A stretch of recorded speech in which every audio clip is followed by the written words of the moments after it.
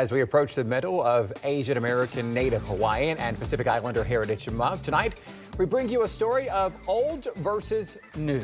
And why preserving even the smallest piece of the past can serve a bigger purpose moving forward.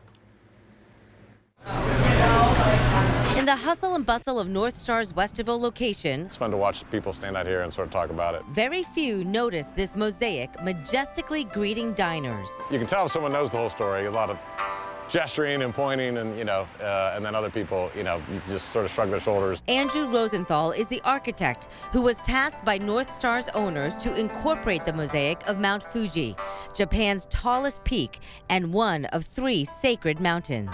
Well, it was an interesting challenge because, the restaurant is in no way Japanese, and they didn't want to make that confusing. But on the other hand, that was, what was sort of here. The mosaic was at one time the focal point of Westerville's famous Kyoto Tea House, built by George Henderson in the late 1950s. The U.S. Army officer wanted to bring home his experiences of living in Japan during and after World War II. It was very aesthetic, very beautiful, and it was a wonderful attraction. Susan Northrup, like many others, hated to see the tea house and the adjoining Shinto shrine torn down as development built up. But behind the scenes, the city of Westerville and a group of supporters worked to preserve what they could, including the tens of thousands of pieces of tile from Japan that created this masterpiece.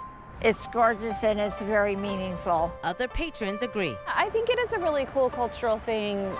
I feel like any way that we get to find out, even as newcomers to the city, some of the cultural stories that have been told here and the ways people lived. So in this little pocket of an American restaurant, a nod to the past with a visual promise for keeping cultural connections forever linked. So this is, to my mind, it's a great addition to that and a nice way to move forward, but still keep pieces of the neighborhood's history.